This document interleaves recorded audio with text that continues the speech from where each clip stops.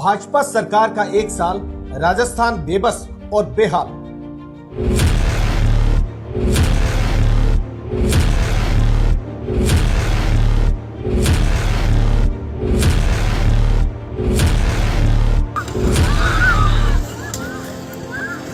राजस्थान में भाजपा सरकार को सत्ता में आए एक साल का समय बीत चुका है।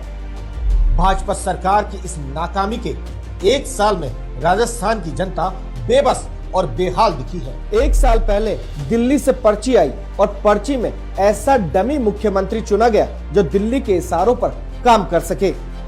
पर्ची सीएम दिल्ली से कंट्रोल। दिशाहीन, कमजोर और नाकाम नेतृत्व हर फैसले के लिए बस दिल्ली से पर्ची की उम्मीद लगाए रहता है, क्योंकि पर्ची से बने मुख्यमंत्री स्वयं कोई फैसला नहीं कर पाते। सरकार का रिमोट दिल्ली से चलता है। प्रदेश के संवेदनशील मसलों पर भी मुख्यमंत्री जी बोलने और कोई निर्णय करने से बचते हैं। एक साल पहले भाजपा ने झूठ और नफरत फैलाकर सत्ता हासिल की, जनता को बड़े बड़े वादे और ठगने वाले झांसे दिए, लेकिन अफसोस राजस्थान की जनता आज रो रही है। गाँव में लोग बिजली पानी के लिए तरस रहे हैं। अस्पतालों में ना दवाई है ना इलाज। विकास की रफ्तार मानो थम चुकी है। एक साल के बाद भी सरकार के पास ना तो कोई योजना है, ना ही प्रदेश को आगे बढ़ाने का विजन है। सरकार ने निवेश लाने की नौटंकी जरूर की है, पानी की तरह जनता का पैसा बहाया, चेहरा चमकाने के लिए खूब इवेंटबाजी की, लेकिन समिट की अव्यवस्थाओं ने सारी पोल खोल दी। यूटर्न सरकार। भाजपा सरकार की नाकामी और कमजोर नेतृत्व को इस बात से समझा जा सकता है कि सरकार का आदेश 24 घंटे भी नहीं टिकता। जनता ने पर्ची के साथ यूटर्न सरकार का तमगा भी दे दिया। अकेले शिक्षा विभाग में सरकार को 10 से ज्यादा आदेश वापस लेने पड़े।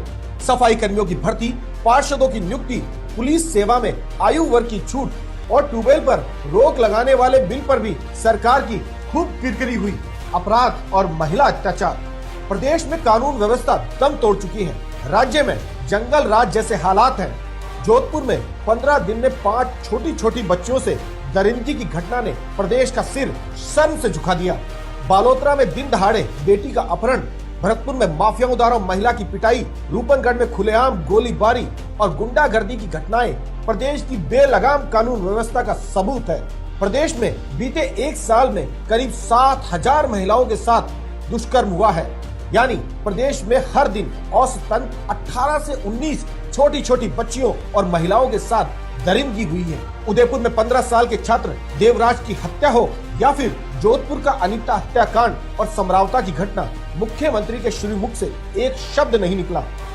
टोंक हो या दौसा, माफियाओं के आगे कमजोर सरकार सरेंडर करती नजर आई। चाहे टोंक में पुलिसकर्मी की हत्या हो या फिर मालपुरा में पुलिस वालों पर हमला, सरकार की नाकामी बन गया। किसानों से धोखा। भाजपा ने सत्ता में आने से पहले किसानों से खूब झूठे वादे किए। भाजपा के संकल्प पत्र में किसान सम्मान निधि को 12,000 रुपए सालाना करने का झांसा दिया गया, लेकिन सरकार ने सिर्फ 1,000 रुपए बढ़ाकर सम्मान निधि को 7,000 रुपए किया। भाजपा ने अपने संकल्प पत्र में बाजरा को एमएसपी से खरीदने का वादा किया, लेकिन बाद में सरकार पलट गई। गेहूं की फसल को एमएसपी के ऊपर बोनस देकर 2700 रुपए क्विंटल में खरीदने का भी भाजपा ने वादा किया, लेकिन सरकार ने अब तक किसानों के लिए कोई व्यवस्था नहीं की। नहीं, भाजपा सरकार ने अतिवृष्टि से बर्बाद हुई फसलों का ना तो मुआवजा दिया, ना ही किसानों को रबी की फसल के लिए डीएपी खाद उपलब्ध कराया। भाजपा सरकार के भ्रष्टाचार में डीएपी की खूब कालाबाजारी हुई। आलम यह था कि प्रदेश के 14 जिलों में डीएपी का एक भी कट्टा सप्लाई नहीं हुआ। भाजपा की सरकारों में किसानों की दुर्दशा ऐसी है कि उपराष्ट्रपति को भी मजबूरन इन्हें आईना दिखाना पड़ता है।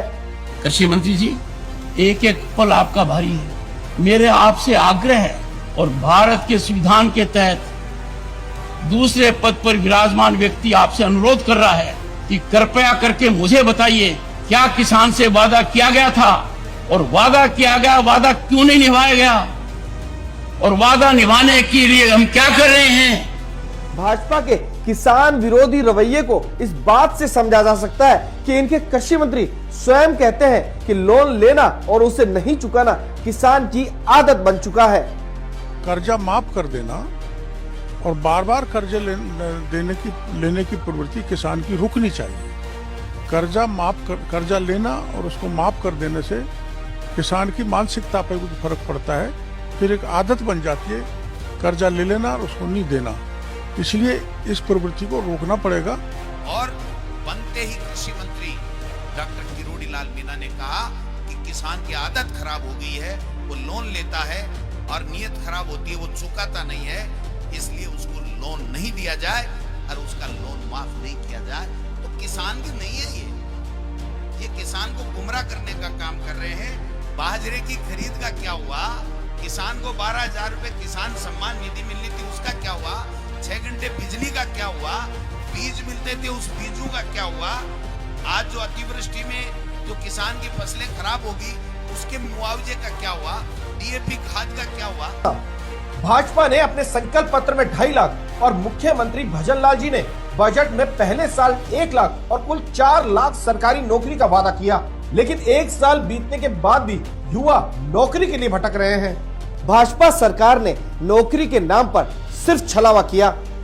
भाजपा ने विपक्ष में रहते 5 साल तक संविदा का विरोध किया, लेकिन सरकार में आने के साल भर बाद जो भर्ती निकाली वो भी संविदा पर निकाली। यानी संविदा और चतुर्थ श्रेणी के अलावा भाजपा सरकार ने असल में सिर्फ 6,220 पदों पर भर्ती निकाली है। कांग्रेस सरकार में स्वीकृत सफाई कर्मियों की 23,000 पदों की भर्ती भी भाजपा सरकार को निरस्त करनी पड़ी। इतना ही नहीं, पेपर लीक के आरोपियों पर सरकार कोई ठोस कार्रवाई नहीं कर पाई। सत्ता में आने से पहले राजस्थान भाजपा के पूर्व अध्यक्ष सीपी जोशी और भाजपा नेता राजेंद्र राठौड़ ने आरपीएससी को भंग करने का वादा किया था, लेकिन सरकार बनने के बाद भाजपा अपने वादे से मुकर गई। किसी को इस मौजूदा स्वरूप को भंग तत्काल करना चाहिए। अब तक आरपीएससी की जितनी परीक्षाएं हुई है तो सारी शासन की जांच होनी चाहिए। मैं चाहूंगा कि अगर किसी तरह कोई बदलाव की संभावना कहीं होगी, उसमें मैं सबसे पहले ये मांग करूंगा हमारी सरकार से ये सारी भर्ती। और आरपीएससी जैसी संस्था को निश्चित रूप से भारतीय जनता पार्टी जैसे लोगों ने घोटाला किया है उनको सजा तो मिलेगी, लेकिन भारतीय जनता पार्टी के शासन में आरपीएससी को बंद करके यूपीएससी की तर्ज पर एक अच्छी पारदर्शी व्यवस्था भारतीय जनता पार्टी की सरकार देने का भी काम करेगी। मैं आज बिजली पानी की किल्लत, बीते 1 साल में राजस्थान की जनता ने बिजली पानी की ऐसी किल्लत कभी नहीं देखी। किसान 6 घंटे बिजली को तरसते रहे तो जनता भीषण गर्मी में त्राहिमाम करती दिखी। गांव हो या शहर, हर जगह अंधेरा छाया रहा। 12-12 घंटे की अघोषित बिजली कटौती की गई। 400 से 600 लाख यूनिट बिजली की कमी से सैकड़ों कॉलोनियों में बिजली ठप रही, तो कहीं अस्पताल के आईसीयू में भी बिजली गायब रही। सरकार ने बिजली भले ही उपलब्ध नहीं कराई, लेकिन अडानी की जेब भरने के लिए जनता की जेब से 5,000 करोड़ रुपए का वसूली प्लान जरूर बना लिया। कांग्रेस सरकार ने जहां जनता के लिए 200 यूनिट फ्री बिजली और सरचार्ज माफ किया था, वहीं भाजपा ने सत्ता में आते ही बिजली के दाम बढ़ाकर दोगुना सरचार्ज वसूल किया। उद्योगपतियों का खजाना भरने के लिए सरकार बिजली विभाग में निजीकरण करने जा रही है। हैम मॉडल के नाम पर जयपुर, जोधपुर और अजमेर डिस्कॉम को निजी हाथों में देकर जनता की जेब काटने की तैयारी हो रही है। कुछ ऐसी ही मारामारी पानी के लिए दिखी। जल संकट के लिए सरकार ने समय रहते कोई कदम नहीं उठाया। जयपुर शहर की 10 लाख आबादी पानी की एक एक बूंद के लिए तरसती रही। अलवर में 70 घंटे तक नल बंद रहे। मेंटेनेंस के नाम पर कई दिनों तक पानी की सप्लाई रोकी गई। हालात ऐसे थे कि सरकार को चेताने के लिए 78 साल के वकील मोहन लाल गुप्ता जी को आत्महत्या करनी पड़ी। जनता करे त्राहिमाम। प्रधानमंत्री ने चुनावी रैलियों में पेट्रोल डीजल के दाम हरियाणा और गुजरात के बराबर करने का वादा किया था, लेकिन भाजपा ने सत्ता में आने के बाद वो सब कुछ भुला दिया। मैं आज राजस्थान को वादा करता हूं, मैं गारंटी देता हूं, 3 दिसंबर के बाद भाजपा सरकार बनेगी तो उसके बाद पेट्रोल डीजल की कीमतों की समीक्षा की जाएगी। प्रधानमंत्री नरेंद्र मोदी ने 2018 में ईआरसीपी को राष्ट्रीय परियोजना घोषित करने का वादा किया था, लेकिन आज प्रदेश में भाजपा की सरकार होने के बावजूद पूर्वी राजस्थान की जनता को उसका हक नहीं मिला। पार्वती, काली सिंह, चंबल लिंक परियोजना को राष्ट्रीय प्रोजेक्ट के तौर पर घोषित करें। यमुना जल समझौता हो या फिर ERCP का MOU, भाजपा ने राजस्थान के हितों के साथ कुठाराघात किया है। मुख्यमंत्री जी ने भागीरथ बनकर आभार सभाएं खूब की, लेकिन सच ये है कि 1 साल बीतने के बाद भी नई DPR तक नहीं बनी। अनर्गल बयान, अंतरकलह पहचान, बेतु के बयान और पार्टी में घमासान भाजपा की पहचान बन चुका है। बीते 1 साल में भाजपा के नेता और विधायक अपनी ही सरकार को कोसते नजर आए। पता नहीं कैसी इंटेलिजेंस से मेरे को हंसी आ रही है कि डॉक्टर किरोड़ीलाल राजस्थान में विघ्न डालेंगे, किसानों को लेके, पेपर लीक वालों को लेके, सफाई कर्मियों को लेके, और 17 तारीख की PMP सभा में भी विघ्न डालेंगे। विधायकों ने बार बार इस्तीफे की धमकियां दी। 24 घंटे में अगर प्रशासन ने हमारा साथ नहीं दिया तो मैं आपके कहने से पहले ही इस्तीफा दे दूंगी। कृषि मंत्री के इस्तीफे पर सरकार अब तक कोई स्थिति स्पष्ट नहीं कर पाई। हम भजनलाल सरकार में मैं तो अभी मेरे को कोई पता ही नहीं, मैं मंत्री भी हूँ कि नहीं, मैं तो इस्तीफा दे दिया तो कुछ सही नहीं हो पा रहा। सरकार के मंत्री जनहित के मुद्दों को सुलझाने की बजाय जनता को ही कोसकर बेतु की बयानबाजी करते नजर आए। समाधान तो ये नहीं कि मैं कोई फूंक मार दूं या कोई मैं बालाजी बन के तुरंत लाके वो कर दूं। जो मेरे पास जो पानी उपलब्ध है उसी को तो मैं डिस्ट्रीब्यूट करूंगा। आंदोलन होकर के स्कूल में जाते हैं, कई बहनों को देखता हूँ जो अच्छे कपड़े नहीं पहनती, पूरा शरीर दिखा करके और स्कूल में जाती है।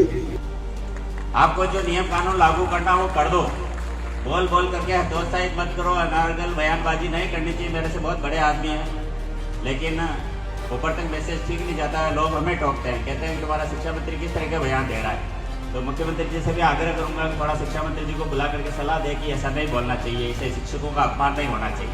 भाजपा सरकार के कुशासन और कुप्रबंधन ने प्रदेश का बेड़ा गर्क करने का काम किया है। जनता के काम करने की जगह भाजपा के नेता बस भ्रष्टाचार, लूट खसोट और उगाही में लगे हैं।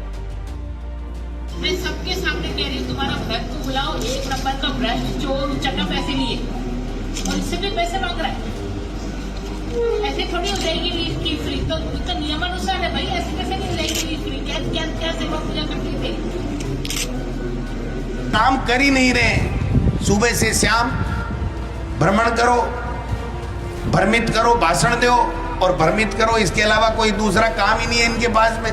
इनके पास कोई विजन नहीं है। हमारे किसान के तकलीफ को कम करने का वादा किया था, उसका क्या हुआ? आपने महंगाई कम करने का वादा किया था, उसका क्या हुआ? आपने मातृ शक्ति को जो सशक्तिकरण करने की बात की थी, उसका क्या हुआ? आप नहीं सहेगा राजस्थान का नारा देने वाले आज हमारी नाबालिग बेटियों के साथ में बलात्कार हो रहे हैं। प्रतिदिन 18-19 माता बहनों के साथ में बलात्कार की घटनाएं हो रही हैं और कुछ सुनने वाला नहीं है।